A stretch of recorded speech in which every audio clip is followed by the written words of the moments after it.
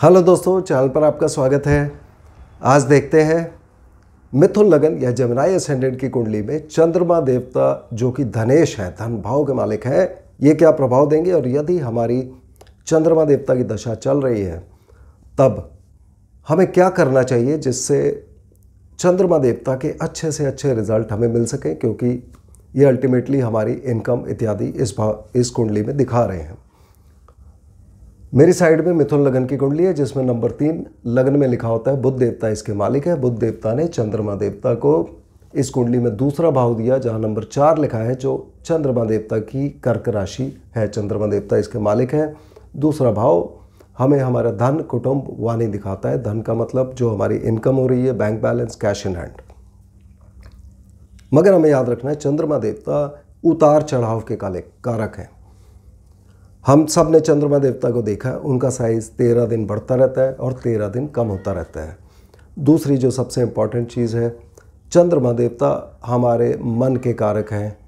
व्यक्ति का मन किस चीज़ों में लगेगा, तो अच्छे प्रभाव में व्यक्ति का मन दूसरे भाव से रिगार्डिंग चीज़ों की तरफ जाएगा, धन, कुटुंब, वाणी की तरफ जाएगा, पैसा ये कमाना चाहेंगे।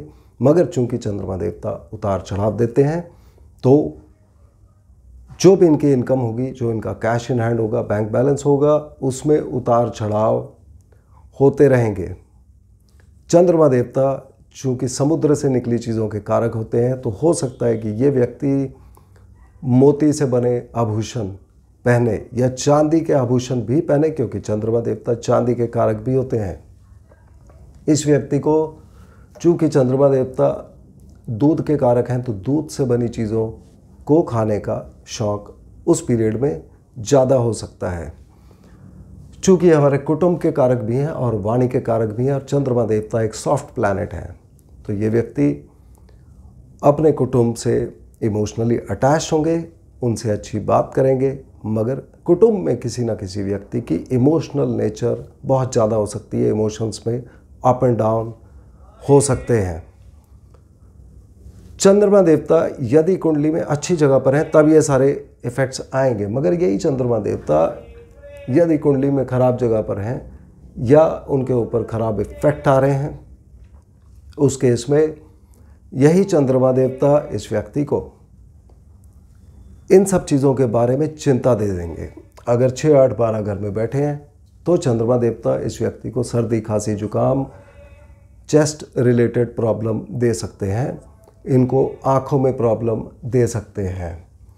चंद्रमा देवता यदि 6ठे भाव में बैठे होंगे तो यहाँ ये इनको नौकरी पाने में मदद करेंगे, नौकरी की तरफ इनका मन हमेशा सोचेगा। अगर 5वें भाव में है तो प्रेम संबंधों के बारे में और संतान के बारे में सोचेगा। जहाँ भी चंद्रमा बैठे होंगे उन सब चीज़ों के इफेक्ट देंगे। और चूँकि ये धन का कारक है, अगर 5वें भाव में बैठे हैं तो अपने बच्चों के ऊपर ये व्यक्ति खर्चा कर सकते हैं। इस तरह के प्रभाव सब आएंगे। 6ठे भाव में इनको नौकरी से पैसा मिलेगा, यदि 7वें भाव में होंगे तो व्यापार से पैसा मिलेगा, यदि 8वें भाव में होंगे तो पैतृक धन इनको मिलेगा, यदि यहाँ बैठे होंगे तो हायर एजुकेशन इत्यादि से इनको पैसा मिल सकता है। इस तरह के प्रभाव यहाँ पर आएंगे। मगर कुंडली में यदि चंद्रमा देवता बुध देवता के साथ, जो लग्नेश है, उनके साथ ही बैठे होंगे तब इस व्यक्ति को ये ज़िंदगी में कम से कम एक बार मेंटल टेंशन बहुत ज़्यादा दे सकते हैं प्रेम संबंधों की वजह से। उस बारे में हमको केयरफुल रहना है। और चंद्रमा देवता जब इस कुंडली में 12वें भाव में बैठेंगे तो ये इनकी उच्च राशि कही जाती है। मगर 12वां भाव खर्चे का होता है, तो ये पैसा खर्चा होना दिखाएंगे। और यदि ये 6ठे भाव में बैठे होंगे तब यहाँ पर ये नीच राशि में कहे जाएंगे। मगर उसके बावजूद भी ये व्यक्ति को नौकरी इत्यादि पाने में मदद कर सकते हैं यदि बाकी ग्रह, जो दूसरे ग्रह दशांतर दशा में है, वो अच्छे ग्रह जुड़े होंगे। तो चंद्रमा देवता के और अच्छे प्रभाव के लिए हम शिव जी की पूजा कर सकते हैं, शिव जी के मंदिर जा सकते हैं और अपनी माता की सेवा करना, उनका आशीर्वाद लेना, ये भी चंद्रमा देवता के इफ़ेक्ट में बहुत मदद करता है। यदि चंद्रमा देवता के नेगेटिव प्रभाव आपके ऊपर आ रहे हैं पैसे के रिगार्डिंग और आपकी इनकम उतनी अच्छी नहीं हो पा रही है, उस केस में आप अपने घर में चेक करिए, आपके घर के दीवारों से पेंट सूख कर गिर तो नहीं रहा है।